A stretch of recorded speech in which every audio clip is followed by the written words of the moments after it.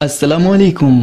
बयान भी सुने मगर मुफ्ती हनीफ साहब जड़ा मांगरोल बयानात ऑफिशियल यूट्यूब चैनल को सब्सक्राइब करें और बेल आइकन यानी घंटे के बटन को भी दबा दे और हाँ, लाइक शेयर और कमेंट लाजमी कर दे। जज़ाकल्लाह। अल्हम्दुलिल्लाह नहमदुहु व नस्तईनुहु व नस्तगफिरुहु व नु'मिनु बिही व नतवक्कलु अलैहि व नऊज़ु बिल्लाहि मिन शुरूरि अनफुसिना व मिन सय्यिआति अमालिना मन यहदिहिल्लाहु फला मुदिल्ल लहु व मन युद्लिलहु फला हादिय लहु व नशहदु अन ला इलाहा इल्लल्लाह वहदहु ला शरीका लहु व नशहदु अन्न सय्यदना व नबिय्यना व सनदना व हबीबना व मौलाना मुहम्मदन अब्दुहु व रसूलुहु अरसलहु बिलहक्कि बशीरन व नज़ीरा व दाइयन इलल्लाहि बिइज़निहि व सिराजन मुनीरा व सल्लम तस्लीमन कसीरन कसीरा। क़ाल अल्लाहु तबारक व तआला फ़िल कलामिल मजीद वल फ़ुरक़ानिल हमीद। अऊज़ु बिल्लाहि मिनश शैतानिर रजीम। बिस्मिल्लाहिर रहमानिर रहीम। अल्हम्दुलिल्लाहि रब्बिल आलमीन अर्रहमानिर रहीम मालिकि यौमिद्दीन। इय्याका नअबुदु व इय्याका नस्तईन। इहदिनस सिरातल मुस्तक़ीम सिरातल लज़ीना अनअमता अलैहिम गैरिल मग़दूबि अलैहिम वलद्दाल्लीन। वक़ाल अन्नबिय्यु सल्लल्लाहु अलैहि वसल्लम अत्तहुरू शत्रुल ईमान वल्हम्दुलिल्लाहि तमलउल मीज़ान व सुब्हानल्लाह वल्हम्दुलिल्लाह तमलउ औ तमलआनि मा बैनस समाई वल अर्द वस्सलातु नूरुन वस्सदक़तु बुरहान वल कुरआनु हुज्जतुन लक औ अलैक। वक़ाल अन्नबिय्यु सल्लल्लाहु अलैहि वसल्लम इज़ा मात इब्नु आदम इनक़तअ अन्हु अमलुहु इल्ला मिन सलासिन इल्ला मिन सदक़तिन जारियह औ इल्मिन युंतफ़अु बिही औ वलदिन सालिहिन यदअू लहु। इन्नल्लाह व मलाइकतहु युसल्लूना अलन नबी या अय्युहल्लज़ीना आमनू सल्लु अलैहि व सल्लिमू तस्लीमा। अल्लाहुम्मा सल्लि अला मुहम्मद व अला आलि मुहम्मद व सहबिही व बारिक व सल्लिम। सदक़ल्लाहुल अलियुल अज़ीम व सदक़ रसूलुहुन नबियुल उम्मियुल करीम व नहनु अला ज़ालिका लमिनश शाहिदीन व शाकिरीन वल्हम्दुलिल्लाहि रब्बिल आलमीन।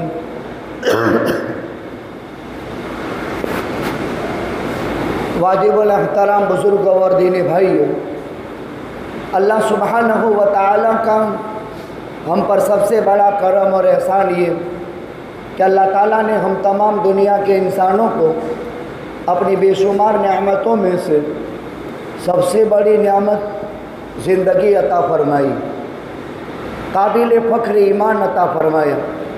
इमामुल अंबिया ताजदार मदीना सरवर कायनात फ़ख्र मौजूदात आकाए मक्की मदनी हज़रत मुहम्मदुर रसूलुल्लाह सल्लल्लाहु अलैहि वसल्लम का उम्मती बनाया और अल्लाह ताला ने एक मुसलमान भाई के इंतकाल पर ताज़ियती मजलिस में अल्लाह के मुक़द्दस घर में दिन के बाद कहने और सुनने की निस्बत से अल्लाह ताला ने हम तमाम को जमा होने की तौफ़ीक़ अता फरमाई। मेरे बुज़ुर्गों, कुरान अल्लाह की किताब है, कुरान अल्लाह का कलाम है, कुरान किताब हिदायत है। कुरान जब तक बाकी है आसमान और ज़मीन का निज़ाम कायम और दायम है, और जिस दिन दुनिया से कुरान उठा लिया जाएगा हाफिज़ के सीने से और छपे हुए सहीफ़े में से, उसके बाद दुनिया में क़यामत कायम हो जाएगी। इस कदर भारी भरकम किताब जो 7 मंजिलों पर 30 सिपारों पर 114 सूरतों पर 540 रुकुआत पर और 6665 आयतों पर اور 3,22,670 حروفوں پر اللہ کی طرف سے اللہ کے کلام اور اللہ کی کتاب بن کر کے رہتی دنیا کی انسانیت تک کے لیے، قیامت تک کے لیے رشد و ہدایت کا پیغام لے کر کے آیا ہے۔ 114 سورتوں میں سے تلاوت کی ترتیب کے اعتبار سے پہلی سورت ہے، نزول کے اعتبار سے نہیں، ترتیب قرآنی کے اعتبار سے تلاوت کے باب میں سب سے پہلے نمبر کی کامل سورت میں نے پڑھی۔ نزول کے اعتبار سے یعنی آسمانی دنیا سے زمین پر مکہ مکرمہ میں قلب اطہر محمد رسول اللہ صلی اللہ علیہ وسلم پر آپ کی عمر شریف کے 40 برس 6 مہینے گزرنے پر پہلی وحی آسمان سے جو آئی تھی وہ اقرأ بسم ربک الذی خلق خلق الانسان من علق اقرأ وربک الاکرم الذی علم بالقلم علم الانسان ما لم یعلم۔ اس کے بعد وحی کا سلسلہ بن رہا۔ یہ 4 آیتیں سورہ علق کی جو 30ویں پارے میں ہے، جس کو یاد کیا جاتا ہے، یہ پہلی آسمانی وحی ہے۔ پھر 3 سال وحی کا سلسلہ بن رہا، پھر قرآن اترا، یا ایھا المدثر قم فانذر وربک فکبر وثیابک فطہر والرجز فاہجر۔ اسی طرح یا ایھا المزمل قم اللیل الا قلیلا نصفہ او انقص منہ قلیلا او زد علیہ ورتل القرآن ترتیلا۔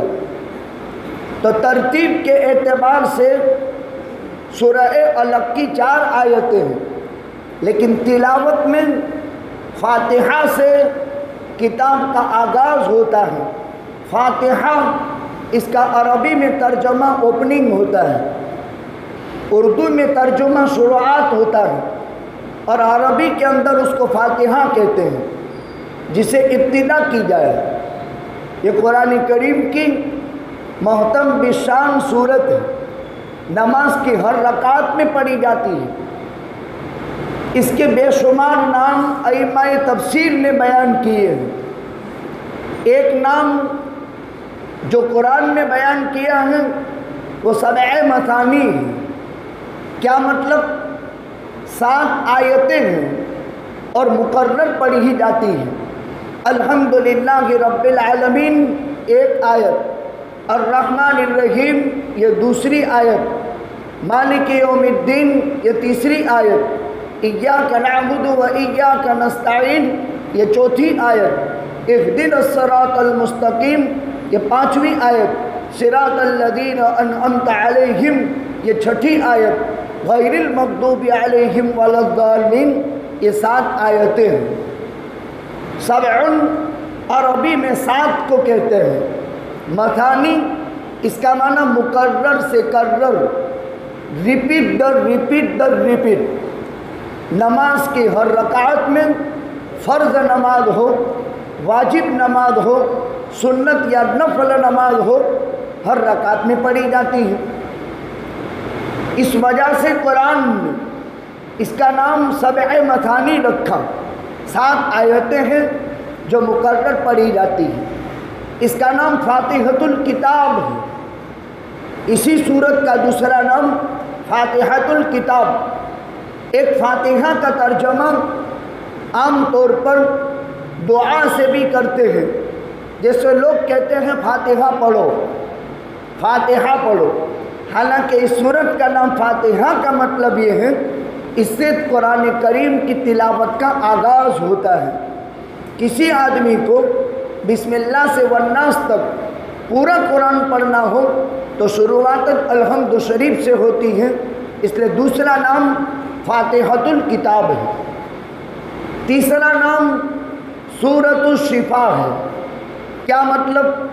اس سورت کی 7 آیتیں پڑھ کر کسی بھی بیمار کی بیماری پر دم کیا جائے تو بیمار اچھا ہو جاتا ہے۔ اب بیماری سے صحت اعتقادی مسئلہ ہے. اعتقاد ہو تو ساری چیزیں آسان، اعتقاد نہ ہو ساری چیزیں مشکل. اصل چیز اعتقاد ہے. اعتقاد کا معنی دل کی مانیتا، جس کے دل میں عقیدت ہو، اعتقاد ہو، وہ آدمی کرے گا، اس کو فائدہ ہوگا. لیکن سرسری طور پر کبڑی الحمد شریف میں کیا ہوگا؟ کبھی بھی شفا نصیب نہیں ہوگی. اللہ کے پیغمبر صلی اللہ علیہ وسلم کے پاس ایک صحابی آئے، عرض کیا اللہ کے نبی صلی اللہ علیہ وسلم، میرے بھائی کے پیٹ میں دکھتا ہے، بیمار ہوں. آپ نے فرمایا سورہ فاتحہ پڑھو، دم کرو. کہا اچھا نہیں ہوا. دوسری مرتبہ، تیسری مرتبہ، پانچویں مرتبہ. کہا اچھا نہیں ہوا. کہا دل کے اعتقاد کے ساتھ پڑھو، اس میں شفا ہے. ایک مرتبہ پڑھ لینے پر شفا ہے. طریقہ یہ ہے، ایک درود ہے، ذخیرۂ احادیث میں ملتا ہے. وہ درود یہ ہے: اللہم صلی علی محمد بعدد کل داء و دواء وبارک وسلم. اللہم صلی علی محمد بعدد کل داء و دواء وبارک وسلم. ترجمہ یہ ہوتا ہے: اے اللہ رحمت کاملہ نازل فرما حضرت محمد صلی اللہ علیہ وسلم پر، بعدد کل داء و دواء، ہر بیماری اور ہر دوا کے بقدر. یعنی جتنی بھی دنیا میں بیماریاں ہیں اور جتنی بھی دنیا میں دوائیاں ایجاد ہوئی ہیں، اسی لیے حدیث شریف میں فرمایا لِكُلِّ دَاءٍ دَوَاءٌ. دنیا میں کوئی بیماری آج تک ایسی جنم نہیں لی ہے جس کی کوئی دوا نہ ہو. ہر بیماری کی دوا ہے، چاہے وہ دوا چھپا کر کے رکھی ہو، وہ دوا ایلوپیتھک میں بھی ہو سکتی ہے، وہ دوا ہومیوپیتھک میں بھی ہو سکتی ہے. ہر اعتبار سے اللہ تعالیٰ نے اس میں شفا رکھی. کوئی بیماری آج تک ایسی جنم نہیں لی ہے کہ جس کی کوئی دوا نہ ہو. قرآن اور سنت سب سے بڑی دوا ہے. پہلے بیمار کا علاج قرآن سے کیا جائے، پھر بیمار کا علاج احادیث سے کیا جائے، پھر بیمار کا علاج سلف کے اقوال سے کیا جائے، پھر بیمار کا علاج انسان کی رائے اور اجتہاد اور سائنس سے کیا جائے. یہ ترتیب ہے. اب قرآن سے علاج، اس کا نام سورۃ الشفا ہے. یہ درود 3 مرتبہ پڑھنے کا ہے. اللہم صلی علی محمد بعدد کل داء و دواء وبارک وسلم. اور آپ پر برکت نازل ہو، آپ پر سلام نازل ہو. 3 مرتبہ پڑھیں. 7 مرتبہ الحمد شریف پڑھیں. 3 مرتبہ یہ درود پڑھیں. ہر بیماری کا علاج ہے، لیکن بات وہی دل کے اعتقاد کے ساتھ. ایک نام سورۃ الشفا ہے، ایک نام اس کا سورۃ الکنز ہے. کنز عربی میں خزانے کو کہتے ہیں. ایسے عربی میں کنز اس مال کو بھی کہا جاتا ہے جس کی زکوٰۃ آدمی ادا نہ کرے. اسی لیے حدیث شریف میں فرمایا جس آدمی نے اپنے مال کی زکوٰۃ ادا نہیں کی، وہ مال گنجا سانپ بن کر کے باعث بعد الموت کے دن آئے گا اور اس کو ڈسے گا اور کہے گا انا مالک انا کنزک، میں ہی تیرا مال ہوں، میں ہی تیرا خزانہ ہوں. دیکھیے عربی کا ایک لفظ خزانے کے معنی میں آیا، لیکن کنز اس خزانے کو کہا جاتا ہے جس کی زکوٰۃ ادا نہ کی جاوے. اس لیے عربی کے اندر ایک ایک لفظ کے محاورے 70 ہوتے ہیں. یہ صرف عربی لینگویج کی خصوصیت ہے، باقی کسی زبان میں یہ خصوصیت نہیں. تمام کلاموں میں سب کلاموں کا سردار عربی لینگویج ہے. اسی لیے قرآن کلام عرب میں آئے اور عربی لینگویج میں آیا. اگر عربی کے علاوہ کوئی اور لینگویج اونچی ہوتی تو قرآن اس زبان میں آتا. اسی وجہ سے रस्मी कुरानी का ट्रांसलेशन नहीं कर सकते हैं। अल्हम्दुलिल्लाह रब्बिल आलमीन, इसको अंग्रेज़ी भाषा में लिखना अल्हम्दु ए ऐसा लिखना मना है। इसी तरह उसको गुजराती में लिखना मना है, इसी तरह उसको हिंदी में लिखना मना है। रस्मी कुरान, अल्फाज़ी कुरान और कुरान के जो सेगे हैं, इसको हम दूसरी ज़ुबान में ट्रांसलेशन नहीं कर सकते। हाँ, अल्हम्दुलिल्लाह रब्बिल आलमीन, तमाम तारीफ़ अल्लाह के लिए है जो रहमान है और रहीम है। इसको अंग्रेज़ी में ट्रांसलेशन कर सकते हैं, उर्दू, हिंदी, गुजराती, किसी भी ज़ुबान में, लेकिन नफ्से अरबी इसको दूसरी ज़ुबान में ट्रांसलेशन नहीं कर सकते। क्यों? इसका उच्चारण नहीं हो सकता। हर एक अल्फाज उसके उच्चार है और उच्चार में मानी सिमोए हुए हैं। आदमी अल्फाज बोलेगा लेकिन हर कलाम में उसके सिफात होते हैं, वो सिफात बड़े अजीब है। उसके लिए फ़न तजवीद है। अल्फ़ाबेट अंग्रेज़ी में 29, गुजराती में 29, इसको ABCD कहो, इसको क ख ग ख, इसको आप अरबी में अलिफ बा ता सा कहो, इसको आप उर्दू में अलिफ बे पे ते टे से कहो। ये उर्दू ज़ुबान है, ये अरबी है।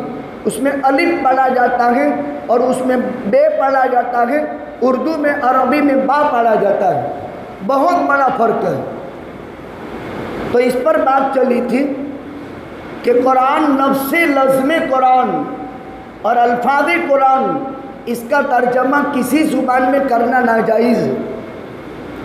तो आप सवाल आपके दिल में पैदा होता है कि गुजराती कुरान यहाँ मस्जिद में भी रखेला है और इसमें गुजराती के अंदर लिखा गया है। तो गुजराती में लिखा गया है, लेकिन अव्वलन इसका लिप्यंतर करना गुजराती में और उसका ट्रांसलेट करना गुजराती में मना है। अगर किसी ने कर दिया पढ़ाने और पढ़ने की गर्ज से, तो एक नेक ख्याल के नतीजे में अल्लाह की ज़ात से उम्मीद है कि मुआखज़ा नहीं होगा, लेकिन नहीं करना चाहिए। कोशिश इस बात की करनी चाहिए कि जो लैंग्वेज है उसकी रियायत उसी में होगी। जैसे आप में से कोई कलाम अरब पर कादिर नहीं है, लेकिन कलाम अरब एक अलग खुसूसियत का हामिल है, तो फरमाते हैं ये सूरह कंज़ है और कंज़ का माना खजाना। अरबी में लफ्ज़ खजाना भी अरबी है, लफ्ज़ खजाना अरबी है और वो खजाना से मुराद माल दौलत है और ये कंज़ से मुराद वो माल है जिसकी ज़कात अदा न की गई हो। तो इसका नाम सूरतुल कंज़ है। पूरी कायनात का खजाना अल्लाह ताला ने अलहम्द शरीफ में जमा करके रखा है। इसका नाम सूरतुल कंज़ है। एक नाम इसका उम्मुल कुरान, और ये नाम भी कुरान में है। दो नाम इसके कुरान में है, एक सबए मसानी और एक उम्मुल कुरान। उम्मुल कुरान का क्या तर्जुमा होता है?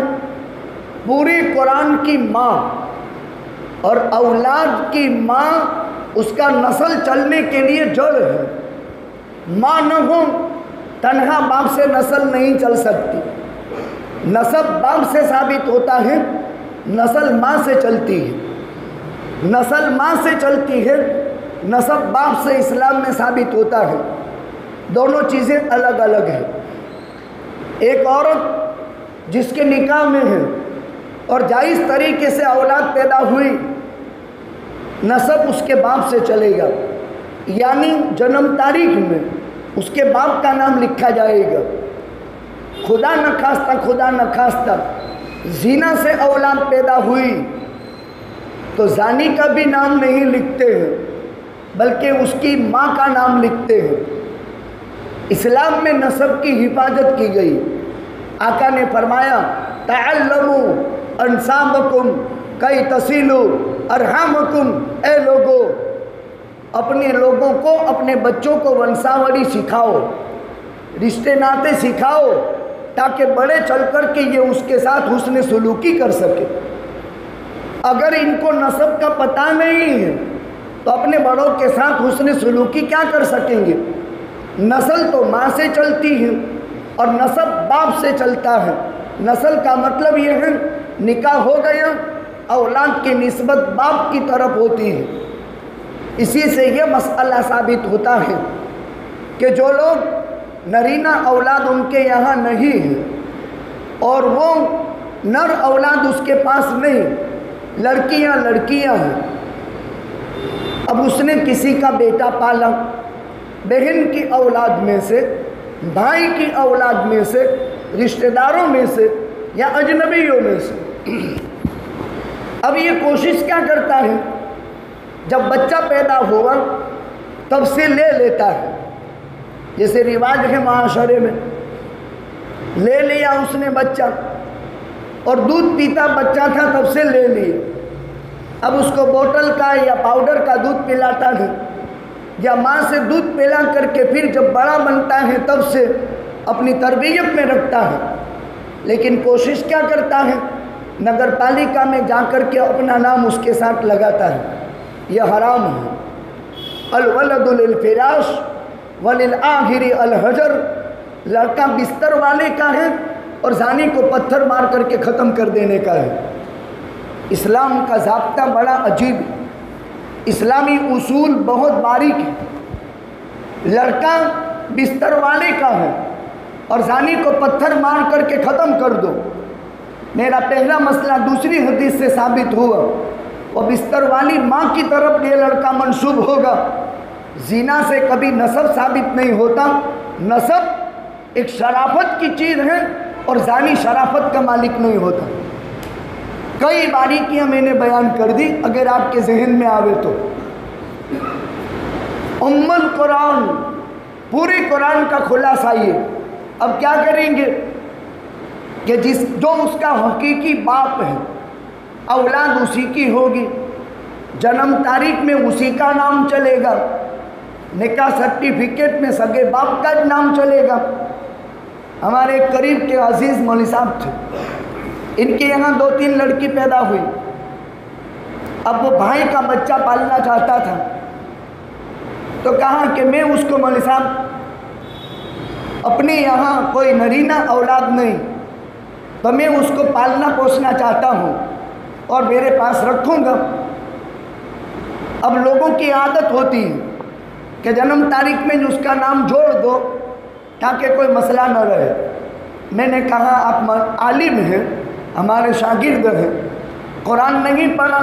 یَهَبُ لِمَن یَشَاءُ إِنَاثًا وَیَهَبُ لِمَن یَشَاءُ الذُّکُرَ أَوْ یُزَوِّجُهُمْ ذُکْرَانًا وَإِنَاثًا وَیَجْعَلُ لِمَن یَشَاءُ عَقِیمًا۔ چونکہ شاگرد تھا تو میں نے اس کو سمجھایا، بھلا آدمی لڑکی ہونے سے کیا فرق پڑتا ہے، اور لڑکا آ جائے گا تو تجھے کیا فائدہ ہے؟ قرآنی ترتیب یہ ہے، اللہ جسے چاہتا ہے لڑکیاں دیتا ہے، جسے چاہتا ہے لڑکے دیتا ہے، اور جسے چاہتا ہے دونوں دیتا ہے، اور جسے چاہتا ہے کچھ بھی نہیں دیتا۔ لڑکا ہونے سے کیا ہو گیا؟ کیا لڑکیاں اولاد نہیں ہیں؟ اور ماں باپ کی مصیبت کے اندر کڑوے دنوں میں بیٹی کام آتی ہے بیٹے کے مقابلے میں۔ ماں باپ کے مرنے کے بعد مغفرت کی زیادہ فکر بیٹیاں کرتی ہیں بیٹے کے مقابلے میں۔ نام نہیں جوڑ سکتے، اگر جوڑ دیا تو خرابی کیا ہے؟ قرآن میں ہے، اللہ کے پیغمبر صلی اللہ علیہ وسلم نے حضرت زید ابن حارثہ کو پالا تھا۔ آقا کا بیٹا عبداللہ بچپن میں انتقال کر گئے، قاسم بچپن میں انتقال کر گئے، ابراہیم 6 برس کی عمر میں انتقال کر گئے، کوئی نرینہ اولاد تھی نہیں۔ تو مکہ کے مشرکوں نے کہا کہ محمد ابتر ہو گیا، العیاذ باللہ، یعنی مانجھیا ہو گیا، اور جس کا نسب نہیں چلا اس کا دین تھوڑا چلے گا۔ اللہ کو یہ گالی بہت ناپسند آئی۔ میں نے کل کی مجلس میں سیپا میں کہا تھا کہ زمانہ جاہلیت میں آج کی گالیوں کا رواج نہیں تھا، تیری ماں نے تیری بہن، یہ تو ہماری ایجاد ہے۔ وہ عرب کے مشرک بت کے پجاری تھے، وہ عرب کے مشرک پیٹ کی سگی بیٹی کو زمین میں زندہ گاڑ دیتے تھے۔ وہ عرب کے مشرک ایک مسئلے پر ایک اونٹ نے آگے پانی پی لیا، اس کی باری میں اس کو ہٹا کر اس نے پلا دیا۔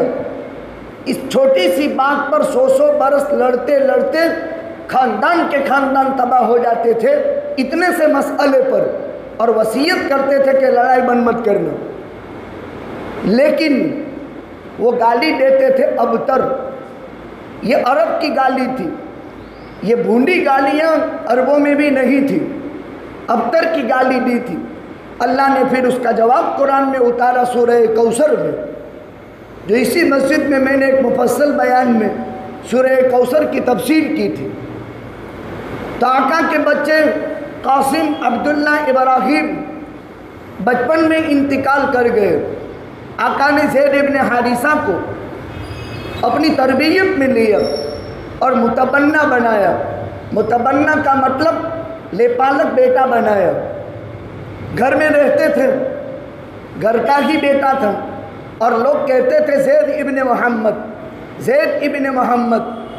سمجھو یہ بات، بچے سے تب سے گھر میں تھے اور لوگوں میں بھی زید ابن محمد، حالانکہ ان کا باپ حارثہ تھا۔ اللہ نے قرآن اتارا، ما کان محمد ابا احد من رجالکم ولکن رسول اللہ۔ محمد صلی اللہ علیہ وسلم تم مردوں میں سے کسی کے باپ نہیں ہیں۔ رجال کہاں؟ رجال، چونکہ زینب کے باپ ہیں، رقیہ کے باپ ہیں، ام کلثوم کے باپ ہیں، فاطمہ کے باپ ہیں۔ رجال کا باپ محمد نہیں ہے تو زید کا باپ بھی محمد نہیں ہوا۔ پھر قرآن اترا، ادعوہم لآبائہم هو اقسط عند اللہ۔ ہر ایک انسان کو اس کے باپ کے نام کے ساتھ پکارو، یہی زیادہ انصاف کی بات ہے۔ پھر لوگوں نے زید ابن حارثہ کہنا شروع کر دیا۔ اگر اپنا نام جنم تاریخ میں جوڑ دیا، الیاذ باللہ، لڑکا صاحب فراش کا ہے اور زانی کو پتھر ہے، نقصان کیا ہوگا؟ اللہ نے آپ کو بیٹی دی ہے، آپ کا نام جنم تاریخ میں ہے اور آپ کی بیٹی کے ساتھ آپ کا نام ہے، اور دوسری کے بیٹے کے ساتھ بھی باپ کے طریقے سے آپ کا نام ہے۔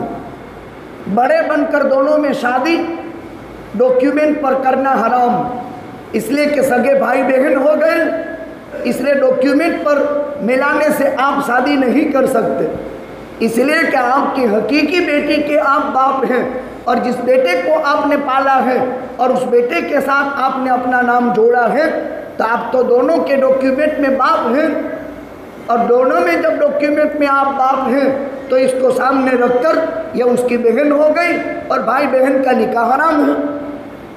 حالانکہ حقیقت میں یہ نکاح جائز ہے، اس لیے کہ یہ غیر محرم ہے اور آپ کی بیٹی کے ساتھ اس کا نکاح ہو سکتا ہے۔ دیکھو قرآن کا ضابطہ بڑا عجیب، یہ ام القرآن ہے، پوری قرآن کا خلاصہ سورہ فاتحہ ہے۔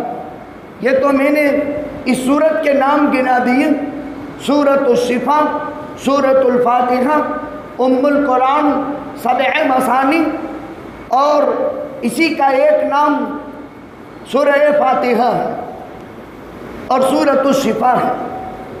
40 نام بیان کیے ہیں، 40 نام۔ میں نے آپ کو 5 نام موٹے موٹے گنا دیے الحمد شریف کی۔ ایک سوال پیدا ہوتا ہے، وڑی ایک آدمی کے 5 نام، ایک سورت کے 5 نام رکھنے کی کیا ضرورت؟ قرآن کریم میں اور دوسری بھی صورتیں ہیں، اس کے بھی 2 نام ہیں، جیسے حل اتا علی الانسان حین من الدہر لم یکن شیئا مذکورا، اس کا ایک نام انسان بھی ہے اور اس کا ایک نام سورہ دہر بھی ہے۔ ٹھیک اسی طرح الحمد شریف کے بہت سارے نام ہیں۔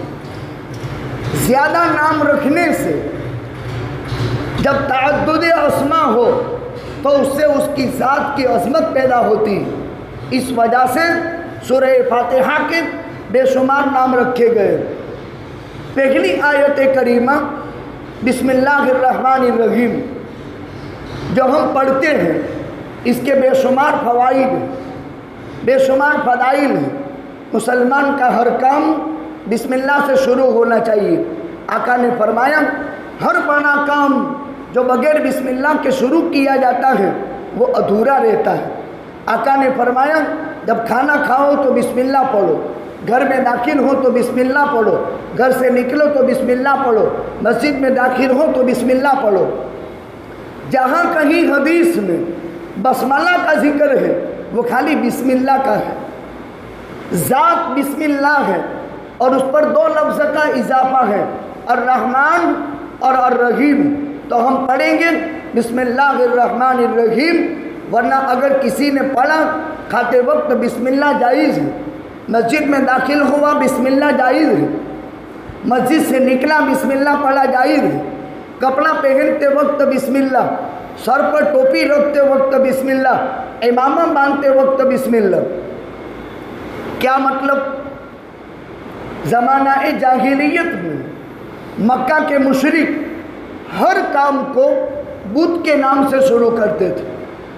हर कौम और हर मज़हब में कुछ नीति नियम है, कुछ रिवाज है जिस पर कौम चलती है, जिस पर मुआशरा चलता है।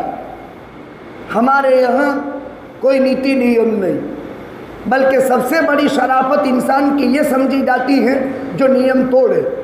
वो दादा, वो सबका बाप, वो बहुत समझदार, वो बहुत होशियार। हालांकि कुरान नाम नीति नियम का है और जो मुआशरा नीति नियम का पालनहार है वो मुआशरा कभी भी, वो समाज कभी भी, वो व्यक्ति कभी भी जलील नहीं हो सकता। इज्जत और सुरखरोई उसके कदम चूमेगी जो नीति नियम और बंधारण के पाबंद है। बंधारण बुनियाद है। जब तक बंधारण नहीं है, जब तक नीति नियम नहीं है, तब तक कोई समाज फलाह और कामयाबी नहीं हासिल कर सकता। आज पूरी दुनिया शोर मचा रही है अभी के फातेह और मफ्तू के बाबत। एक हारा एक जीता तो कहते हैं इनके पास कोई रणनीति नहीं है और इनके पास कोई नियम नहीं।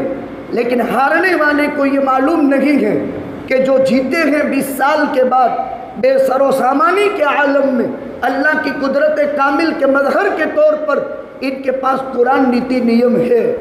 और इतनी बड़ी नीति नियम की किताब है कि जिसके मुकाबले में कायनात के सारे नीति नियम फेल है हमारे पास किताब हिदायत हुदल लिलमुत्तकीन। बिस्मिल्लाहिर्रहमानिर्रहीम मक्का के मुशरिक हर काम बुत का नाम लेकर करते थे। अल्लाह ने पैगंबर पर बिस्मिल्लाह उतारी और कहा मुसलमान का हर काम बिस्मिल्लाह से शुरू हो। देखो उसकी बरकत क्या है। आका ने यहाँ तक फरमाया जब घर का दरवाज़ा रात को बंद करो तो 3 काम करो। बिस्मिल्लाह पढ़कर घर का दरवाज़ा बंद करो, चिराग को बुझा दो और हर वो बर्तन जिसमें खाना पीना रखा हुआ हो अगर उसका ढक्कन खुला रह गया है तो उसको बांध दो। यहाँ तक कि मटका अगर उसका मुंह खुला है तो उसको भी कपड़े से बंद कर दो। अब तीनों की इल्लतें बहुत बड़ी हैं। बिस्मिल्लाह पढ़कर घर का दरवाज़ा बंद करेंगे, अंदर जिन दाखिल नहीं हो सकेंगे। वरना हदीस शरीफ में है कि जिस घर का दरवाज़ा बिस्मिल्लाह पढ़े बगैर बंद कर दिया, जिन हमारे साथ घर में रहेगा। और अगर हमने ये दरवाज़ा बिस्मिल्लाह के साथ पढ़ कर के बंद किया, शैतान कभी अंदर दाखिल नहीं होगा।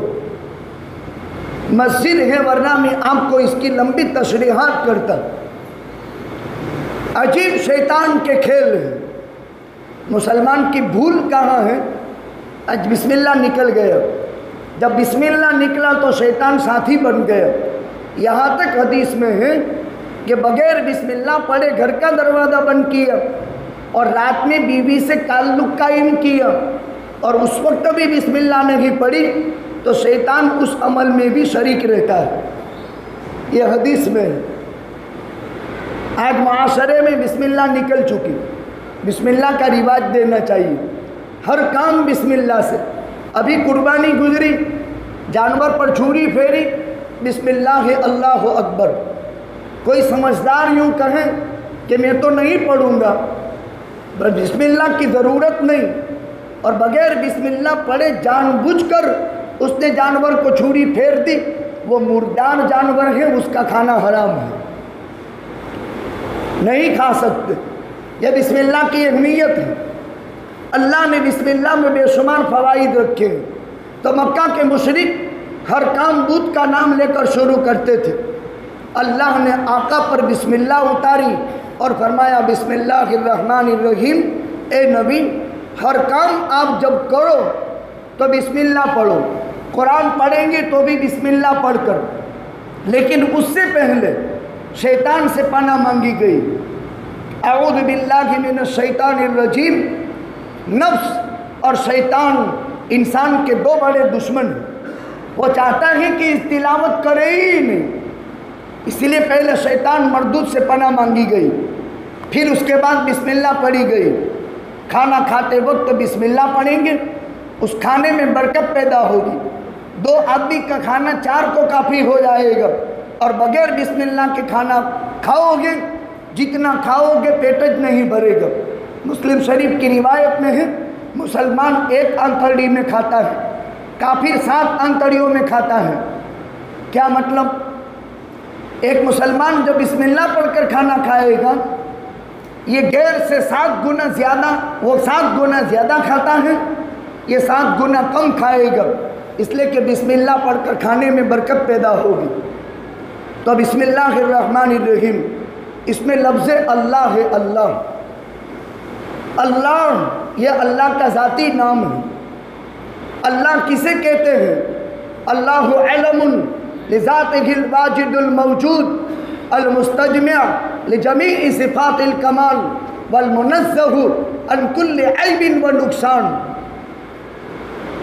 اس کا ڈکشنری میں لفظی ترجمہ معبود کا ہوتا ہے، پوجنے کے لائق ذات، عبادت کے قابل ذات، اور محاورے میں ترجمہ ہوتا ہے اللہ اس ذات کو کہتے ہیں جس کا وجود اصلی ہے، کسی کا محتاج نہیں۔ ہم اپنے وجود میں ماں باپ کے محتاج ہیں، ساری کائنات اپنے وجود میں کسی نہ کسی کی محتاج ہے۔ ایک مرغی ہوتی ہے، وہ اپنے وجود میں انڈے کا محتاج ہوتی ہے، ایسے ہی کائنات کی ہر مخلوق اپنے وجود میں کسی کی محتاج ہے۔ اللہ اس ذات کو کہتے ہیں جس کا وجود اصلی ہے، اس کا وجود اصلی ہے۔ اب اس سے پتہ چل گیا دنیا میں جتنے بھی معبود پوجے جاتے ہیں، حضرت عیسیٰ کو عیسائی پوجتے ہیں، حضرت عزیر کو یہودی پوجتے ہیں۔ عزیر اپنے وجود میں ماں باپ کا محتاج، عیسیٰ اپنے وجود میں مریم کا محتاج، اور غیر مسلم احباب جتنی مورتیوں کی پوجا پاٹ کرتے ہیں یہ سب اپنے وجود میں کسی کا محتاج، لیکن اللہ اپنے وجود میں کسی کا محتاج نہیں۔ لفظ اللہ، اس کی حقیقت اگر کوئی مسلمان سمجھ لے اور ایک مرتبہ ٹھنڈے دل سے کہیں الحمدللہ رب العالمین یا الحمدللہ، اس نے اسرافیل کے سور پھونکنے کو 40 سال پیچھے کر دیے۔ اللہ یہ اس کا ذاتی نام ہے، اللہ کے علاوہ کسی کے لیے جائز نہیں۔ ماضی کے زمانے میں گھمنڈی متکبر آدمی گزرا، اس نے اپنا نام اللہ رکھا، آسمان سے اللہ تعالیٰ نے آگ بھیجی اور اس کی کھوپڑی کو اڑا کر کے ختم کر دیا۔ یہ اللہ کے علاوہ کسی کے لیے جائز نہیں۔ علم لذاتہ الواجد الموجود، جس کا وجود اصلی ہے، المستجمع لجمیع صفات الکمال، تمام تر کمالات کی مالک ذات ہے۔ کوئی کمال دنیا کا ایسا نہیں جو اللہ کی ذات میں نہ ہو، بلکہ وہ خالق کے کمالات ہیں۔ کمال تو اللہ نے پیدا کیا ہے، جب تک اللہ کمال پیدا نہ کرے تب تک انسان میں کمال پیدا نہیں ہو سکتا۔ وہ کمالات کی مالک ذات ہے، تمام تر عیب سے پاک ہے، کوئی عیب اللہ میں نہیں۔ نہ اپنے وجود میں، نہ اپنے بقا میں، نہ اپنا نظام قائم کرنے میں۔ یہ تو سورہ فاتحہ کی بسم اللہ کا مختصر ترجمہ ہوا۔ الحمدللہ رب العالمین پہلی آیت کریمہ ہے، تمام تر تعریف اللہ کے لیے ہے جو کل عالموں کا رب ہے۔ الحمد حدیث شریف میں ہے والحمدللہ تملأ المیزان، خالی آپ نے یوں پڑھا الحمدللہ، یہ ترازو کے پلڑے کو اعمال سے بھر دیتا ہے۔ تملأ المیزان، اور میزان کا تراجوہ کتنا بڑا ہوگا؟ میزان کا تراجوہ ایک آسمان کے برابر بڑا ہوگا، اور ایک آسمان 500 برس کی مسافت کے برابر بڑا ہے۔ ایک مسلمان جب الحمدللہ پڑھتا ہے ایک آسمان کو ثواب سے بھر دیتا ہے۔ یہ بہت بڑی فضیلت کی چیز ہے الحمد۔ اس کو اسی لیے تسبیح فاطمہ میں 33 مرتبہ سبحان اللہ، 33 مرتبہ الحمدللہ، 34 مرتبہ اللہ اکبر پڑھا جاتا ہے۔ کتنا مختصر وظیفہ ہے، ہم تسبیحاں گھماتے جاتے ہیں، لیکن ایک مرتبہ یہ خیال دل میں لے آؤں کہ اس اللہ نے مجھے الحمدللہ پڑھنے کی توفیق دی، اگر وہ توفیق نہ دیتا تو میں الحمدللہ پڑھ نہ سکتا۔ کتنے لوگ ہیں جو کبھی بھی تسبیحات نہیں پڑھتے۔ اب مسلمان کی شان، اس کے جیب میں مسواک، اس کے جیب میں تسبیح، یہ مسلمان کی صفات ہیں، یہ مسلمان کی اوڑھ ہے۔ اور سفروں کے درمیان میں اس کا ساتھی قرآن ہو، اس کا ساتھی مسواک ہو، اور اس کا ساتھی جو ہے تسبیح کے لیے کوئی نہ کوئی مذکرہ ہو جس سے تسبیح ہو رہی ہے۔ اور اگر تسبیح نہیں ہے تو قدرت نے یہ ہاتھ بنایا، اس کا آکار دیکھو، اور اس کے آکار میں خدا نے تسبیح ودیعت کی ہے۔ ایک ایک بوٹ کا گنا جاتا ہے، اور ایک میں 15 ہے، دو میں ملا کر کے 30 ہے، اور اس پر پڑھا کرو تسبیح۔ یہ تو یوں امام نے سلام پھیرا اور یہ بھاگے گا، جیسے کوئی بہت بڑی مجبوری میں آ گیا تھا اور بھاگنا شروع کر دیا۔ بات تو امام کے پیچھے کھڑے رہتے ہیں، اور جو امام نے سلام پھیرا نے یوں گرفت کر کے نکل گیا، تو پھر یہاں آنے کی ضرورت کیا تھی؟ اسلام نے ضابطہ بنایا لِيَلِيَنِ مِنْكُمْ أُولُو الْأَحْلَامِ وَالنُّحَىٰ۔ امام کے ساتھ کون کھڑا رہے؟ پہلی صف میں امام کے پیچھے کون کھڑا رہے گا؟ جس میں دو صفات ہو، لِيَلِيَنِ مِنْكُمْ أُولُو الْأَحْلَامِ وَالنُّحَىٰ، جو عالم ہو، پڑھا لکھا ہو، نماز کے مسائل سے واقف ہو اور عقل مند ہو، وہی آدمی امام کے پیچھے کھڑا رہے۔ اس لیے اسلام کی تعلیم ہے یصف الرجال ثم الصبیان ثم النساء ثم الخناسہ۔ اسلام کا ضابطہ نماز کا کیا ہے؟ یصف الرجال، پہلے مرد کھڑے رہیں گے، مرد۔ ایک زمانہ تھا کہ عورتیں مسجدوں میں آتی تھی، بچے مسجدوں میں آتے تھے، ہجڑے مسجدوں میں آتے تھے۔ خناسہ کا ترجمہ میں کرتا ہوں، آپ یہ نہ سمجھیں کہ یہ لفظ کیوں بولتا ہے۔ یصف الرجال ثم الصبیان ثم النساء ثم الخناسہ، عجیب، مرد کھڑے رہیں گے، مرد، پھر اس کے بعد بچے کھڑے رہیں گے۔ اس زمانے میں بچے بھی مسجدوں میں آتے تھے، اس زمانے میں عورتیں بھی مسجدوں میں آتی تھی، لیکن سیدنا فاروق اعظم نے عورتوں کو مسجدوں میں سے پابندی لگا دی، اس لیے کہ جہاں مرد اور عورت کا اختلاط ہوگا تو وہاں تیسری چیز زنا وجود میں آئے گا، اس لیے منع کر دیا۔ اب عورت مسجد میں نہ آئے، گھر میں نماز پڑھے، اور گھر میں بھی گھر کی کوٹڑی میں نماز پڑھے، یہ اسلام کا ضابطہ ہے۔ پھر یصف الرجال ثم الصبیان ثم النساء ثم الخناسہ، اور اگر کوئی ہجڑا ہے یعنی نامرد ہے جیسے ہوتے ہیں تو وہ اخیر کی صف کے اندر کھڑا رہے۔ یہ اسلام کا ضابطہ ہے نماز کی صفوں کے بابت۔ الحمدللہ رب العالمین، تمام تر تعریفیں اللہ کے لیے ہیں جو کل عالموں کا رب ہے۔ ایک مرتبہ الحمدللہ پڑھا، یہ ترازو کے ایک پلڑے کو ثواب سے اس نے بھر دیا۔ یہ آکار ہے، اس کے فوائد اور اس پر پڑھو. جس نے زندگی میں ایک مرتبہ ان انگلیوں پر پڑھا سبحان اللہ سبحان اللہ سبحان اللہ، پوری تسبیح انگلیوں پر پڑھی، انشاءاللہ العزیز یہ انگلی کا پوروا کبھی بھی جہنم میں داخل نہیں ہوگا. اسی لیے اللہ نے اس کا یہ آکار بنایا. کبھی اس کے اندر غور کرو. جوشیوں اور پنڈتوں کو ہاتھ مت بتاؤ. حدیث شریف میں ہے من اتی عرافا او کاہنا فقد کفر بما جاء به المصطفی. کوئی آدمی کسی جوشی کے پاس، کسی پنڈت کے پاس مستی میں ہاتھ دیتا ہے، ذرا میرا بھوشیہ دیکھ لے. جو بھوشیہ وانی بیان کرتے ہیں خالی مستی میں بھی دے دیا تو وہ آدمی کافر ہو جاتا ہے. خالی مستی میں ہاتھ دیا وہ آدمی کافر ہو جاتا ہے. بھوشیہ وانی جو بیان کرتے ہیں آپ نے دیکھا ہوگا بڑے بڑے شہروں میں، تو وہاں وہ رومال ڈال کر ہاتھ کا پنچے کا پٹھا لگا کر بیٹھ جاتے ہیں اور لوگ اس کو ہاتھ بتاتے ہیں کہ میری قسمت دیکھ. اب لوگ اپنی قسمت بتاتے ہیں. میں ان پورووں پر اگر بیان کروں تو 2 گھنٹے چاہیے. کیا صفات ہے علم کی. پوری کائنات آج بھی رواج ہے دابے ہاتھ کا انگوٹھا مرواتی ہے. کوئی بھی آپ نوٹری کرواؤ، کوئی بھی آپ رجسٹریشن کرواؤ، کوئی قیمتی کاغذ بناؤ تو ہاتھ سے قلم سے پروفیسر دستخط کرے گا سگنیچر.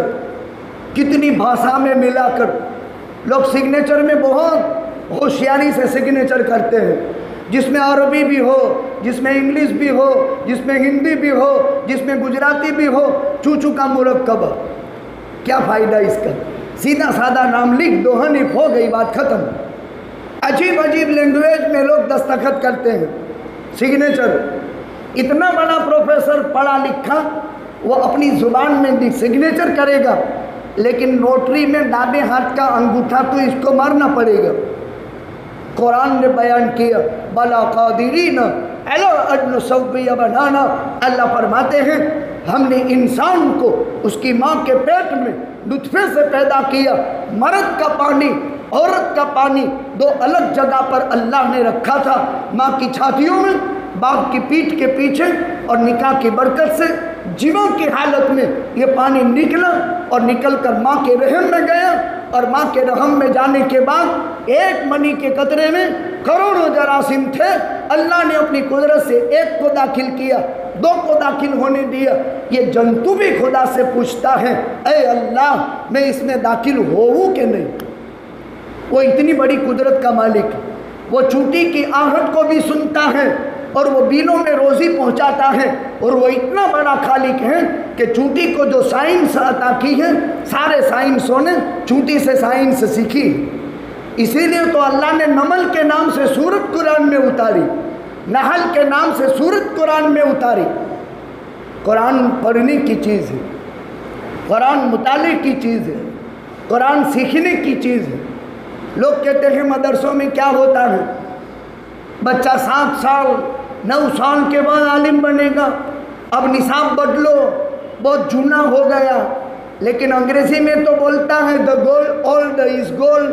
وہ تو وہاں تو یوں کہتا ہے جے جونو تے سونو، اور یہاں کہتا ہے کہ پورا نظام جونا ہو گیا اب اس کو نوا کرو. بعض مدرسوں نے اس کے باطل نعرے میں آ کر کے وہ جونے کو نوے میں بدلنے گئے تو مدرسوں کی حیثیت ختم ہو گئی. جو نصاب ہمارا مقرر ہے وہی اصل نصاب ہے، جس میں منطق ہے، جس میں نحو ہے، صرف ہے، منطق ہے، علم بدیع ہے، علم معانی ہے، علم کلام ہے، اسی میں حدیث ہے، اسی میں تفسیر ہے، اسی میں فرائض ہے. جب ہم میتھس سراجی کے اندر پڑھاتے ہیں، سراجی کے اندر وارسا وینچڑی کے مسائل تو پورا گنت پر مبنی ہے. آج تک کوئی کیلکولیٹر ایسا ایجاد نہیں ہوا جس میں پوائنٹ کے حساب بنتے ہو. پوائنٹ کے حساب اس میں نہیں بن سکتے. پوائنٹ تو رہتا ہی ہے 9,999. اب 10,000 آئیں گے تو 9,999 آئے گا. پوائنٹ 99 آئے گا، پورے 100 نہیں آئیں گے. وہ ایک کہاں گیا؟ آج تک کیلکولیٹر اس کو ایجاد نہیں کر سکا. عالمیت کے سال میں سراجی کی کتاب پڑھائی جاتی ہے، اور اس سراجی کی کتاب میں 9,999.99 میں جو پوائنٹ رہ گیا ہے اس کا بھی حساب آتا ہے۔ اس کا نام علم آخرت ہے۔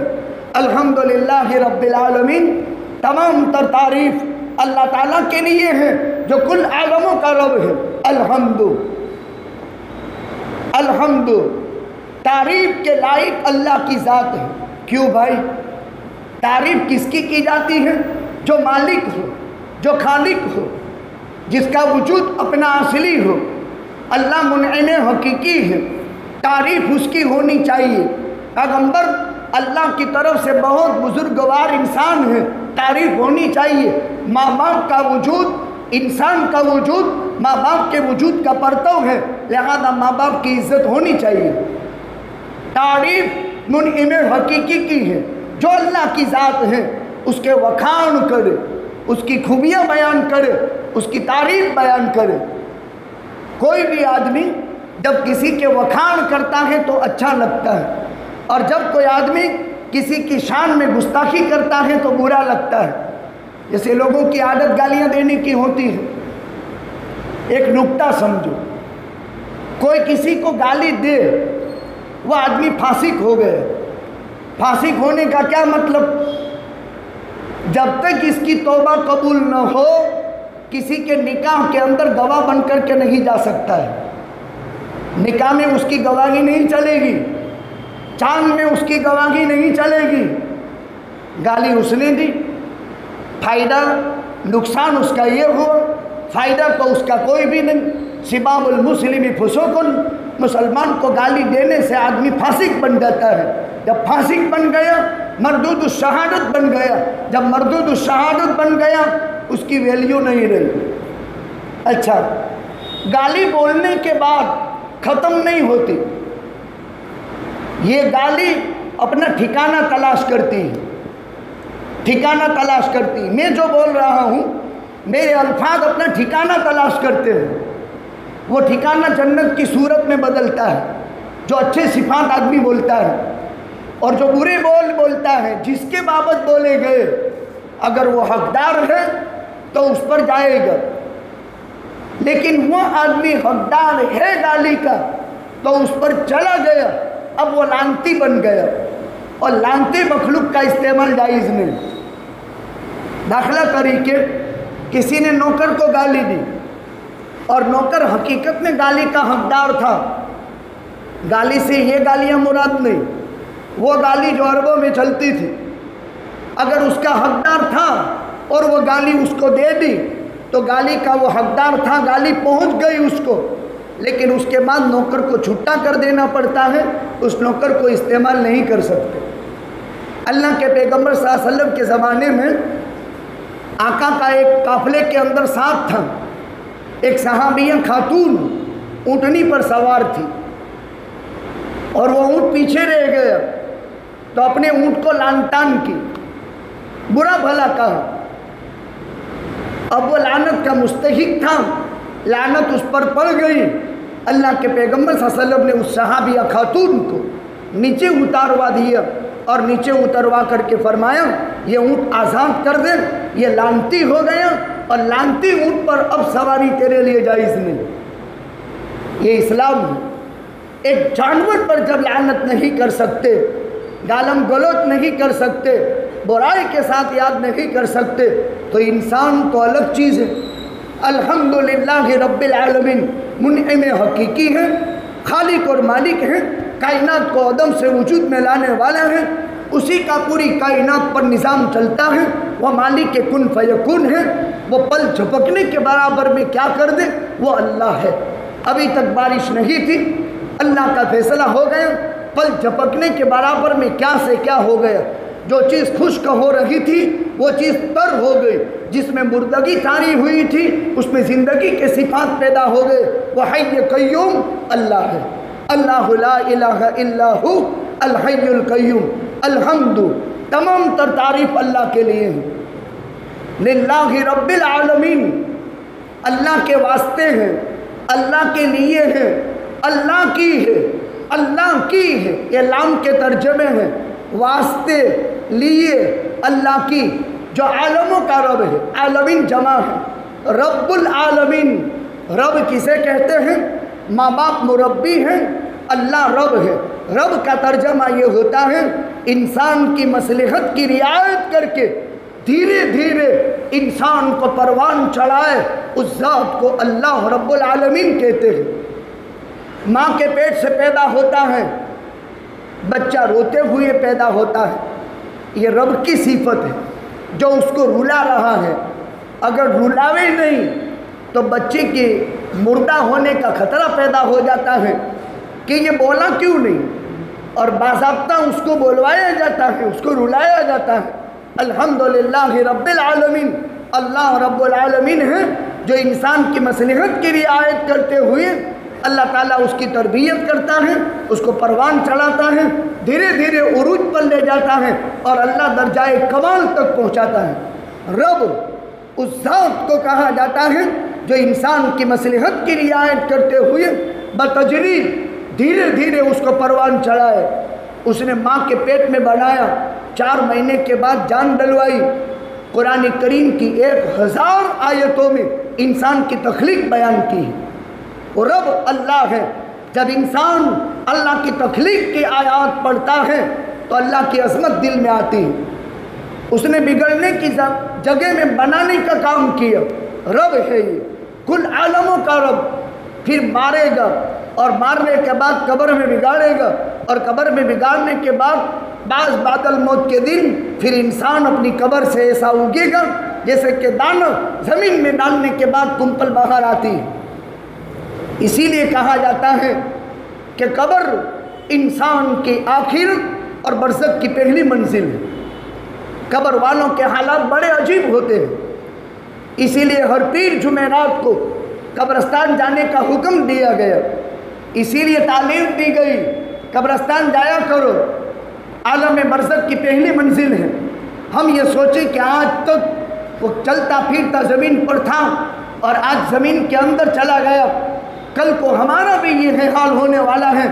کتنے ہی مشغول انسان ہو لیکن کل وہ قبر کے سائے تلے سوئے گا، اور برزخ نے اس کا کیا حال بنایا کوئی نہیں سمجھ سکتا۔ اب ضرورت ہے اس بات کی کہ ان کے لیے ایصال ثواب کیا جائے، کچھ پڑھ کر بخشا جائے، رسمی طور پر ہی نہیں۔ ارے 3 تسبیح تو ہر انسان پڑھ سکتا ہے، چلو 1 تسبیح سبحان اللہ کی 100 مرتبہ ہر ایک آدمی پڑھ سکتا ہے، اور 1 سبحان اللہ جنت میں 1 درخت لگواتا ہے تو 100 مرتبہ سبحان اللہ پڑھا تو اس مرنے والے کے لیے ایصال ثواب کیا، اس کا کتنا بڑا فائدہ ہوگا۔ اس کے لیے زیارت کی مجلس رکھنے میں ایک فائدہ یہ ہوتا ہے کہ انسانوں کے دل نرم ہوتے ہیں، اور نرم قلوب میں بات اثر کرتی ہے۔ جیسے کھیتی اٹھا لینے کے بعد دوسری مرتبہ کھیتی کرنی ہو تو اس میں ہل چلایا جاتا ہے، اس میں بیلا چلایا جاتا ہے، اس میں سمان کیا جاتا ہے، اس میں چاس کیے جاتے ہیں، پھر دانہ ڈالا جاتا ہے۔ پہلے زمین کو نرم ملائم کیا جاتا ہے اور اس نرم ملائم زمین میں دانہ ڈالا جاتا ہے۔ یہاں زمین نرم ہے اور نرم زمین میں بات اثر کرتی ہے۔ الحمدللہ رب العالمین، تمام تعریف اللہ کے لیے ہے جو کل عالموں کا رب ہے۔ وہ بڑا مہربان ہے، نہایت رحم فرمانے والا ہے، روز جزا کا مالک ہے۔ اے اللہ، ہم تیری ہی عبادت کرتے ہیں، کرتے رہیں گے، تجھ ہی سے مدد چاہتے ہیں، چاہتے رہیں گے۔ اے اللہ، ہم کو سیدھے راستے کی ہدایت دے دے، ان لوگوں کے راستے کی جن پر آپ کا انعام ہوا، نہ ان لوگوں کے راستے کی جن پر آپ کا غضب نازل ہوا۔ آمین۔ اے اللہ دعا قبول فرما۔ بس میں نے ترجمہ کر دیا اور الحمدللہ رب العالمین میں سے ایک آیت کریمہ کا مختصر شرح کر دی۔ پیغام یہ ہے، چونکہ ہمارے مرحوم کے والد موسیٰ بھائی نگری ایک زبردست خدمت انہوں نے کی، کوئی بھی مذہبی کام، سماجی کام ہمیشہ استعمال ہوا یہ آدمی۔ جامع مسجد کے دروازے پر کھڑے رہ کر کوئی مدرسے کا چندہ ہو، کوئی مسجد کا چندہ ہو، کسی غریب کا بھلا کرنا ہو، یا کوئی بھی قومی سماجی مسئلہ پیدا ہو گیا تو جہاں دروازہ ہے وہاں کھڑے رہ کر اللہ کے لیے دیتے رہو. اور وہ بیان کرتے تھے، صاف پڑھتے تھے، دیتے تھے، اور اس کی آواز میں ایک تاثیر تھی اور لوگ سمجھتے تھے. یہ نیکی کیا بلندی یہ درجات آخرت میں دلائے گی وہ تو کسی کو معلوم نہیں. آپ نے دیکھا بہت بڑا مالدار، بہت بڑا عہدیدار، بہت بڑا عزت والا کبھی یہ کام کرتا ہے؟ اس کو وہ کیا سمجھتا ہے؟ اور سمجھتا ہے. چندے والے کے پاس کوئی کھڑا نہیں رہے گا، لیکن چندے والا جتنا بڑا گنہگار ہے اتنا تو کوئی بڑا گنہگار نہیں. میں آپ کو ایک بات سمجھانا چاہتا ہوں، یہ نیکی کو کم مت سمجھو. اس سے جتنی بھلائیاں وجود میں آئی ہوگی وہ ساری بھلائیاں اس کی قبر میں جنت کا باغیچہ بن کر کے آج کھیل رہے ہو. یہ معمولی چیز نہیں. میرا اپنا کیلکولیٹ ہے، میں ملکوں میں گیا ہوں، مجھے معلوم ہے کوئی شریف زیادہ وہاں کھڑا نہیں رہے گا، رومال کے پاس کھڑا نہیں رہے گا. ہم شما کھڑے رہیں گے بیچارے. اس کو عار سمجھتے ہیں. یہ عار نہیں ہے، یہ بہت بڑے شرف کی چیز ہے. کسی مسجد میں، کسی مدرسے میں اس سے علماء پیدا ہو گئے، اپنی زندگی کے آخری سانس تک وہ عالم جتنا کام کرے گا اس موسیٰ بھائی کے اندر دیو دیواجیو چھے کھسامہ ہوئی راکتا نہیں لاکتا جو کیا وہ درجات بلندی کا دلوایا ہوگا وہ تو اپنی قبر میں وہ محسوس کرتا ہوگا.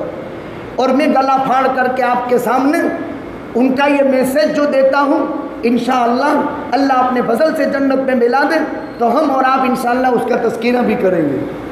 ایک نیکی، لیکن لوگ کسی کی اچھائی اور اس کی تعریف سنتے نہیں ہیں. اور برائی کرنی ہو تو خالی آہستہ کہو نا تو بھی 10 مرتبہ پوچھے گا کیا. یہ انسانوں کی عادت ہے، کسی کی بھی برائی کرو.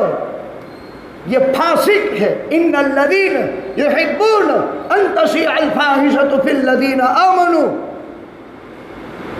بے حیا لوگ ایمان والوں میں بے حیائیوں پھیلاتے ہیں، اور ایمان والا کبھی ایمان والوں میں بے حیائی کی بات پھیلاتا نہیں. اللہ نے عقل دی اور دماغ کی سخت کھوپڑی کے اندر خدا نے اس کو رکھا، اسے انسان سوچے. تو چونکہ میرے تو دوستانہ تعلقات تھے اور ہماری زندگی کے کچھ راز تھے، وہ اللہ کی رحمت کے آغوش میں چلا گیا. اور ان کا بیٹا سلیمان ایک ورچسپ تھا. ان کی اولاد سے ہم کہتے ہیں کہ بھائی باپ کی جو اچھے صفات تھے ان کو اولادوں میں سے کسی نہ کسی کو بطور ورثہ کے لینا چاہیے، تاکہ اپنی باپ کی اس نیک فطرت کا ایک رواج دنیا میں باقی رہے. ورنہ لوگ مر جاتے ہیں اور اچھائیاں قبر میں لے جاتے ہیں، اور برے لوگ مر جاتے ہیں اور برائیاں تو یہاں چھوڑ جاتے ہیں. کسی کے وجہ سے شراب آئی، کسی کی وجہ سے قمار آیا، جگار کا اڈا، وہ قبر میں چلا گیا، لیکن شراب کھانا بند نہیں ہوا، قمار کھانا بند نہیں ہوا، وہ تو چلتا رہتا ہے. تو یہ نیک فطرت جب اس کی تھی وہ تو قبر میں لے کر چلا گیا. اپنی اولاد کو اسی لیے تعلیم دی جاتی ہے کہ باپ اپنی زکوٰۃ دیتا ہے تو اپنے بچے سے کہیں بیٹا یہ زکوٰۃ ہے تو اس کو دے دے.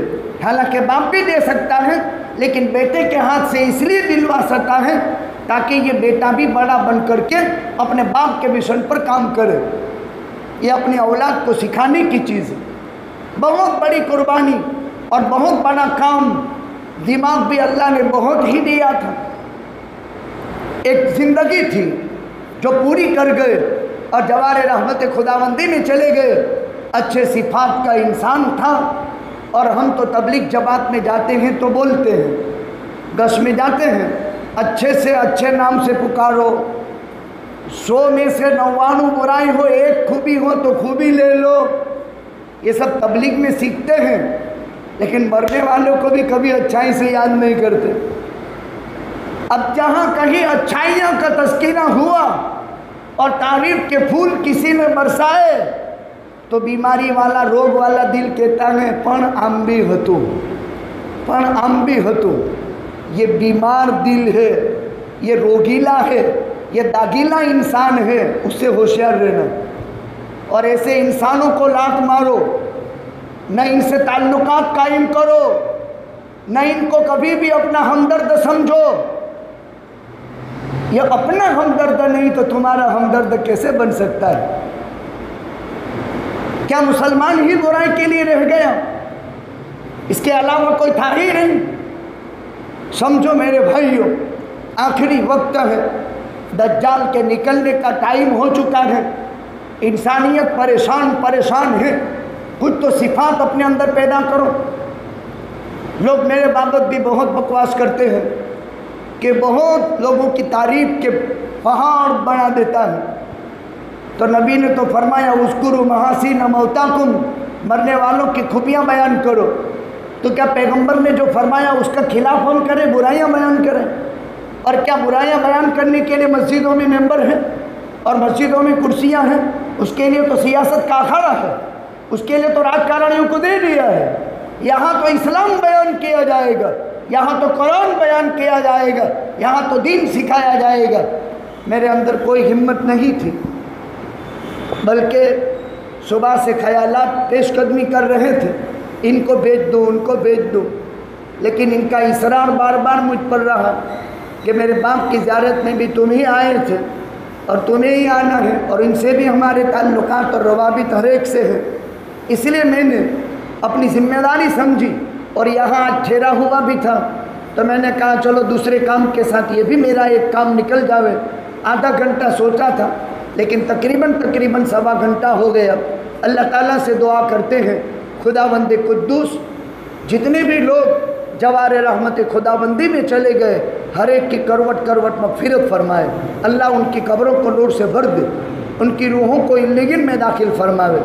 ایک اعلان ہے جو حقیقت پر مبنی ہے، اس کو جانا دل میں لو۔ امت سن لیتی ہے لیکن یہاں سے سن کر یہاں سے نکال دیتی ہے۔ قبر عالم برزخ کی پہلی منزل ہے۔ قبر انسان کی کم سے کم 500 سال کی زندگی ہے۔ اب قبر پر پھول ہو اچھی چیز ہے۔ ہمارے یہاں پرانی قبروں پر 2 3 پتھر رکھ کر کے ڈھگلا کرتے ہیں۔ اب تو الحمدللہ ایک چادر ہوتی ہے اور درمیان میں پھول بچھا دیتے ہیں۔ عقل سے ایک بات سوچو، یہ ریتیلی زمین ہے اور ریت پر جتنا وزن کرو گے اتنا تو اندر وہ تو دھسے گی۔ ذرا قبرستان کے اندر چکر لگا کر تو دیکھو کتنی قبریں دھسی ہوئی ہیں۔ ہر مرتبہ صفائی ہوتی ہے، اعلانات ہوتے ہیں۔ پرانی قبریں ہیں، 10 فٹ نیچے بھی قبر نکلتی ہے، 12 فٹ نیچے بھی قبر نکلتی ہے۔ یہ ایک وقف قبرستان ہے، اسلام کا شعار ہے، یہ عظمت کا مینار ہے۔ کیسے آسمان اس زمین کے اندر آرام فرماتے ہیں، کیا صلاحیتوں والے تھے جو گورستان میں اس شہر خاموشہ میں ہیں، جو 7 صدیاں پرانا قبرستان ہے۔ اللہ نے ہمیں ایک عظیم شعار دیا ہے لیکن لوگ اس پر توجہ نہیں دیتے۔ چلو عام قبرستان کی صفائی کرنے میں نہ آؤ کوئی بات نہیں، لیکن اتنا تو کر سکتے ہیں اپنے رشتہ دار کی قبر کے پاس تو جایا کرو، اور کم از کم وڈھارے کے اوپر کے پتھر ہیں اس کا علاج کر دو، ایک طرف کر دو اور اس کے اوپر کچھ پھول بو دو تو کانٹے اگنا تو بند ہو جائے۔ یہ کسی کے وہم میں بھی نہیں آ سکتا کہ کبھی قبر پر بولڈی اگ سکتی ہے، اور قبر پر بولڈی کب اگے گی جبکہ اس قبر کی کسی نے خبرگیری نہیں کی، تب بولڈی اور کانٹا اگے گا۔ میں میرے دل کی جلن کہتا ہوں، اگر آپ کی سمجھ میں آ جائے اور کوئی دل گرم اس کو اپنے دل میں لے لے، ہم اس کو پھولوں سے سجانا چاہتے ہیں، اور الحمدللہ پوری قبرستان میں سے 15% کام قابو میں آیا، ابھی 85% باقی ہے۔ खाली 15% काम काबू में आया है फूल बोने का। अगर लंबा सर्वे कर ले तो 25%, चलो 25%, 75% बाकी है। खबरें सब में हैं, ये कौन करेगा? कुछ खबरें वो हैं जिनके निशानात मिट चुके हैं, जिन पर कोई कभी फरकता नहीं है, तो अब उसकी तामीरें नो करेंगे। 10 साल के बाद कब्र खोलने की गुंजाइश है। एक कब्र में आपने दफन कर दिया, अब उस कब्र के अंदर दूसरा मरहूम दफन करना है, या तो ज़मीन बहुत बड़ी है, इसीलिए तो कोई परवाह नहीं, मन पड़े वहाँ कब्र बना दो, और समझावे तो आदमी समझता भी नहीं। लेकिन एक वक्त आएगा कि तंग पड़ेगी। कुछ उसूल और ज़ाब्ते बना रहे हैं, कब्रस्तान को एक लेवल कर रहे हैं, एक काम की तरतीब बन रही है। ज़रा जाकर देखो, कोई वक्त ज़िंदगी का निकालो, इससे पहले कि कोई चारपाई पर उठा करके गोरे गोरिस्तान में शहर खामोशा में हमेशा के लिए छोड़ कर आ जावे। बड़े दिनों में तो रिश्तेदार याद आते हैं, दुआ के मौके पर भी याद आते हैं, कुछ लोग यादगार बन जाते हैं। और जब हम कब्र में रखते हैं और जब उनके लिए दुआएं मगफिरत की जाती है तो वो नक्शा सामने आ जाता है, वो जगह सामने आ जाती है, वो मंजर सामने आ जाता है। इसीलिए तो हुक्म है कि दफनाने में साथ जाओ। मैयत की 3 काम को साथ देने का हुक्म है। तो एक काम ये करना है कि अपने पहले लोग क्या करते थे, घर का वडील कब्र खोदवा देता था। तकरीबन 35 से 40% कब्रें वो हैं जो खाली हैं, और उसमें 25% कब्रें वो हैं जो खोदवा कर लोग भूल गए हैं। लोगों को ये भी मालूम नहीं, अपना रिश्तेदार भी मालूम नहीं। इसीलिए लोग कहते हैं कि मुझे कब्र याद नहीं रही मेरे दादा की, मेरे नाना की कब्र मुझे याद नहीं है। तो पहले घर का बड़ा आदमी, खानदान का बड़ा आदमी कब्र खोदवा लेता था, एक आध तैयार रखता था। अब वो भूल गए हैं, वो कब्रें खाली पड़ी हैं, तो अपनी खाली कब्रों पर निशान कोई कर दे ताकि पता चले कि इसका वारसदार हयात है। एक काम ये करना है, वधारे के पत्थर हटा देने हैं जहाँ मरहूम दफन है, और एक चादर नुमा पत्थर चारों तरफ बिछा देने हैं। मैंने मेरे दादा दादी की कब्र पर काम करवाया, यानी वधारे के पत्थर निकाल दिए पुराने और चादर डाल दी और इसमें फूल बो दिए। तो मेरे चाचा वहाँ एक सफाई के मौके पर आ गए और मुझे बुलाकर कहा कि मौलवी साहब, दादा की कब्र जहाँ थी वहाँ कोई मरहूम को दफना करके दूसरा चला गया। चूँकि ताज़ा चादर थी तो मैंने कहा ऐसी बात नहीं है, ये मैंने चादर डलवाई है, पुराने पत्थर निकलवाए हैं। तो ऐसा तो होगा, लेकिन घर का जिम्मेदार आदमी ये काम करवा ले, उससे फ़ायदा होगा। कब्रस्तान की सफाई पर 40 से 45 हज़ार की मजदूरी का खर्च होता है। 45 हज़ार की मजदूरी का खर्च। अभी काम पूरा हुआ जुमेरात के दिन, तकरीबन 43 हज़ार रुपये की मजदूरी का खर्च। इतना अगर कोई कर ले तो वह कब्र कितना साफ हो जाएगी, और उस पर फातिहा के लिए आदमी की क्या तबीयत लगेगी।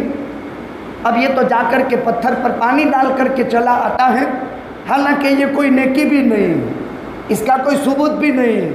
अरे पत्थर पर पानी डालने से क्या होगा? इससे तो बेहतर ये था कि वहाँ बैठ करके यासीन पढ़ता तो उसकी कब्र में नूर बरसता। ये समझने का काम है। ये ना समझो कि मौलवी साहब अभी पानी डालने का मना करते हैं। बड़ी मुश्किल से सफाई की और कांटे मिटाने का काम किया, और ये माशाअल्लाह डंकी से पानी भर करके पानी छिड़केगा उस पर तो वापस वो उगेगा।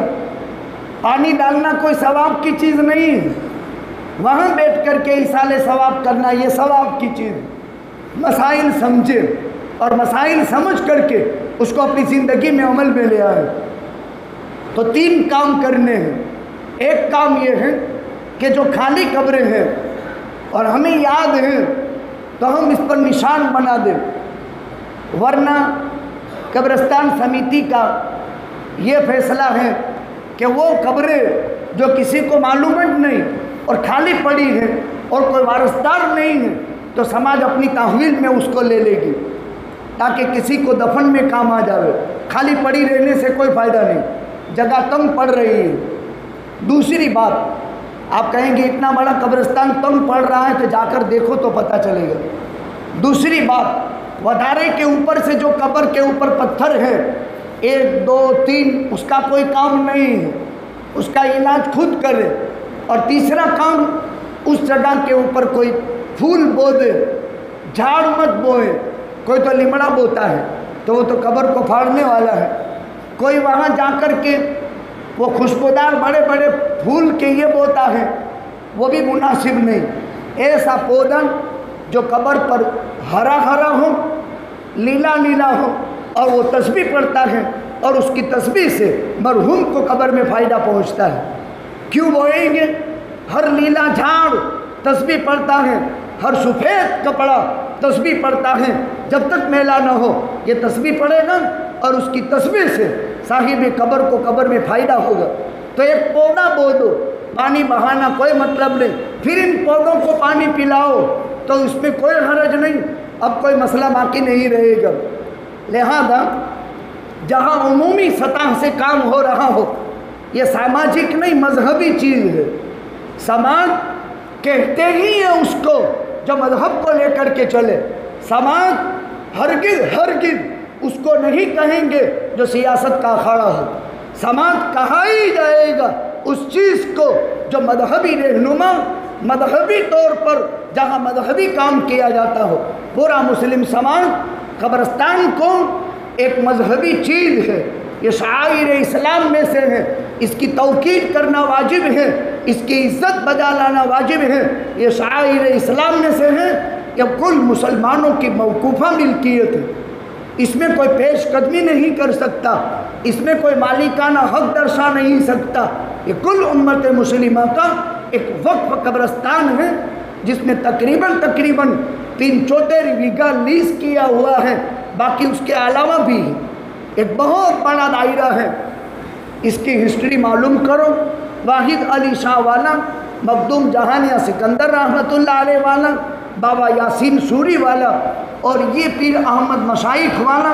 ایک زمانے میں یہاں آبادی نہیں تھی، یہاں جنگل ہی جنگل تھا. بس اسٹیشن سے ادھر کے راستے سے آج سے 50 برس پہلے کسی کو گزرنا ہوتا تھا تو اکیلا نہیں گزرتا تھا. اگر کسی کو کوٹڑا جانا ہو، اگر کسی کو ادھر کے دیہاتوں میں جانا ہو، ایک عجیب سناٹا چھایا ہوا تھا.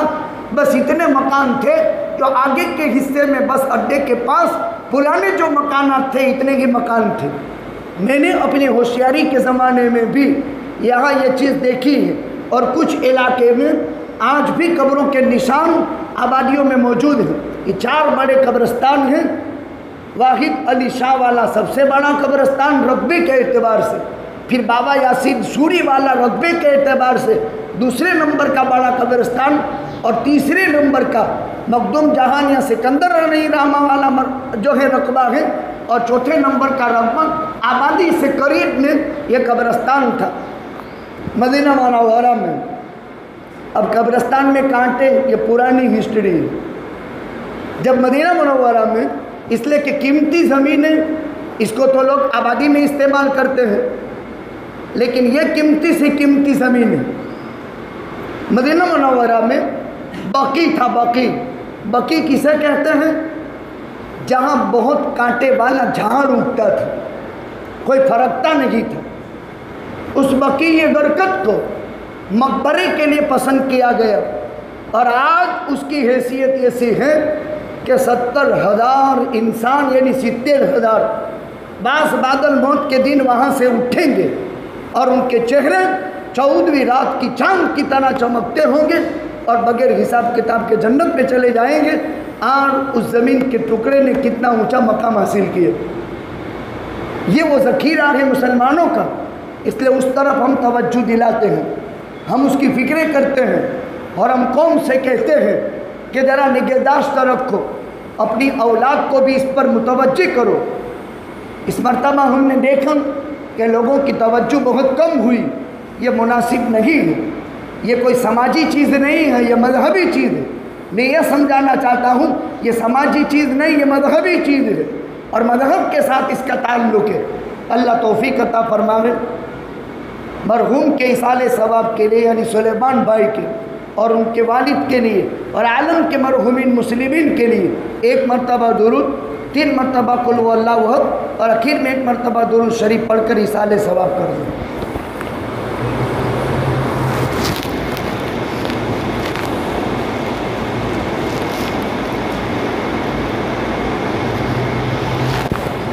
بسم اللہ الرحمن الرحیم۔ اللہم صلی علی محمد وعلی